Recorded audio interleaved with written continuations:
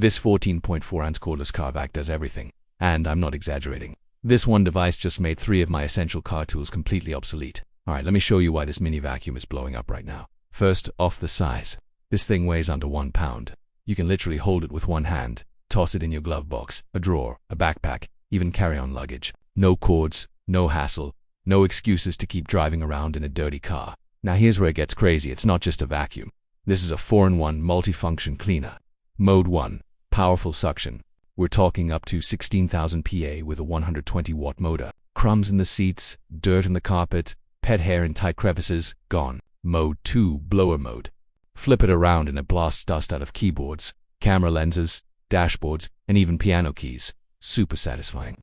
Mode 3. Inflation mode. Pool floats, swim rings, balloons. Done in seconds. Mode 4. Vacuum compression.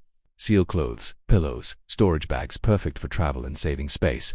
And yes, it has 2 power levels.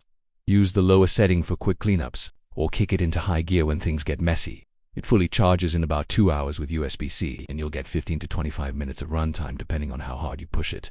Let's talk filters because this matters.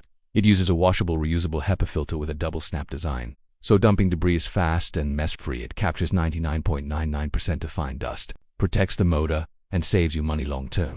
What really sells this for me is how practical it is. Car owners, this is a no-brainer.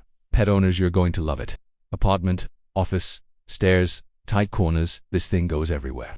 Quick tip though, like all cordless vacuums, suction drops as the battery drains, so always start with a full charge for best performance. Bottom line, this is one of those products you don't realize you need. Until you have it and then you use it all the time. Thanks so much for spending part of your day with me. I really hope this video helped you out. If you want to dive deeper into the specs, check out that link below. I've also picked out another video I think you'll love, which you can find right over here in the corner. I love hearing from you guys, so drop a comment and let's chat.